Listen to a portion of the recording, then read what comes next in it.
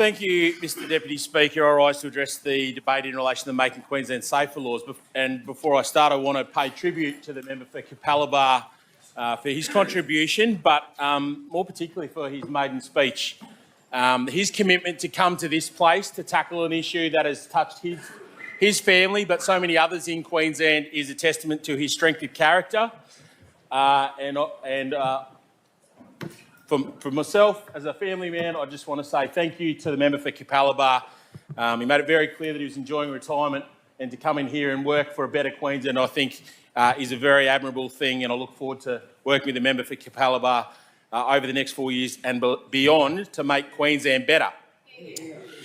Deputy Speaker, there is not one pocket of Queensland that has not been impacted by the scourge on society that is the youth crime crisis. We spent years in opposition watching as the former government let the crisis evolve and worsen to the point that we've seen tragic instances where mothers have been stabbed in their own homes and grandmothers killed at the local shopping centre. No one in this place wants that to happen. I accept that all members in this place think that is abhorrent, but it is decisions and actions of the former government that have exacerbated those problems, and that is undeniable, Deputy Speaker. Deputy Speaker, we had to watch this horror unfold and watch the former government put their hands up in defeat and let young criminals run this state. But it ends today. It ends with the election of the Christoforley government, because we are committed to tackling this problem. Queenslanders made a choice at the election. They made a choice to vote in a government that will stand up for the rights of victims and prioritise them in all of our decisions. Sadly, Deputy Speaker, we have too many victims of crime in Queensland. I still remember, and I know the now Police Minister knows these people as well. I remember after a sitting hearing from some long-term locals in my electorate of Buderim, Gillian and Kerry Taylor.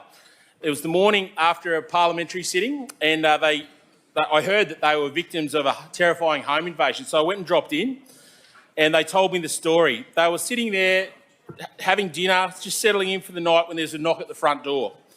When the door was opened, 3 teenagers armed with knives pushed their way into Gillian and Kerry's home. It was their safe space, as it is all of our safe spaces, waving knives in their faces as a threat and demanding their car keys. Kerry bravely fought them off while Gillian phoned the police, and fortunately in this instance, Deputy Speaker, no one was injured. The young offenders took off running before they were picked up quickly by police a short distance away. Deputy Speaker, it turns out they'd stolen a car from somewhere in northern Brisbane, and this was by no means their first offence. They were released from police custody the very next morning.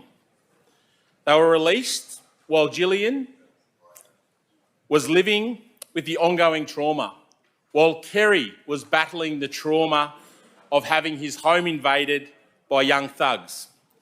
Gillian tells me that she thinks about that terrifying moment every time she looks at her front door. It's changed their lives forever. And these are the stories we don't even hear in the media or in this place. We rightly hear about the worst of the youth offending in Queensland, but it has impacted Queenslanders everywhere. Gillian and Kerry didn't get justice. They got a lifetime of trauma. They had to call their children and their grandchildren to tell them what had occurred, impacting their children and their grandchildren's lives as well, knowing that it can happen any quiet evening in your own home. Deputy Speaker, the Making Queensland Safer laws are for people like Kerry and Gillian as well. It's for people who have spent their lives doing the right thing only to become victims of a senseless and violent crime at the hands of lawless teenagers.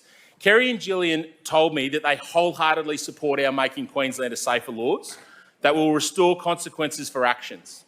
We made a commitment to people like Kerry and Gillian, and we made a commitment to all Queenslanders to bring these laws to fruition before Christmas. And here we are honouring that commitment. On the Sunshine Coast, Deputy Speaker, the community I represent and where my children attend school, there have been 2,473 offences committed this year alone by youth offenders. And let's be honest, the Sunshine Coast is not among the areas where youth offending is at its worst in Queensland.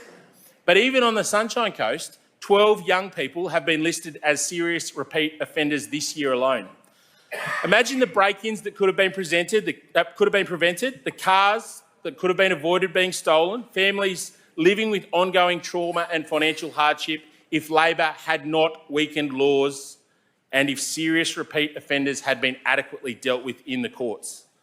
Adult crime, adult time will bring significant change by removing constraints in the Youth Justice Act on the maximum sentencing orders for serious offences like murder, grievous bodily harm, robbery and unlawful use of a motor vehicle. We are putting the rights of honest, hard-working Queenslanders before the rights of criminals. I no longer want to hear about a tradie waking up to his ute and tools being stolen. I don't want to hear about him losing days and weeks of work. I don't want to hear about a mum being woken up in the middle of the night by young thugs rummaging through her drawers while her children sleep. And I no longer want to hear about a family torn apart by violence. I throw my full support behind the Chris Foley government's Making Queensland a Safer laws because Queenslanders deserve to be safe in their homes and in the community. Yes, Deputy Speaker, we are getting tough on crime. It's what Queenslanders asked of us and it is what we are delivering. What we are also delivering is a pathway for kids to leave a life of crime and to create a future for themselves. There was very clearly overwhelming support in my community in the lead up to the election in relation to our government's adult crime, adult time policy position. But I acknowledge I was contacted in relation to the need for early intervention as well. And we are injecting serious funding into rehabilitation and early intervention programs, as well as youth justice schools in the South East and in North Queensland. Our top priority is community safety and removing these serious repeat offenders. However, we acknowledge it is also important to offer offenders a way out and even more important to reach those young people before they commit their first crime. We can and we must do both. The LNP made a commitment to Queensland as Deputy Speaker and we are following through on that here today without delay. Queenslanders deserve to feel safe this Christmas and every single day, and I know these laws will do just that, which is why I strongly urge all members of this House to support these laws unequivocally.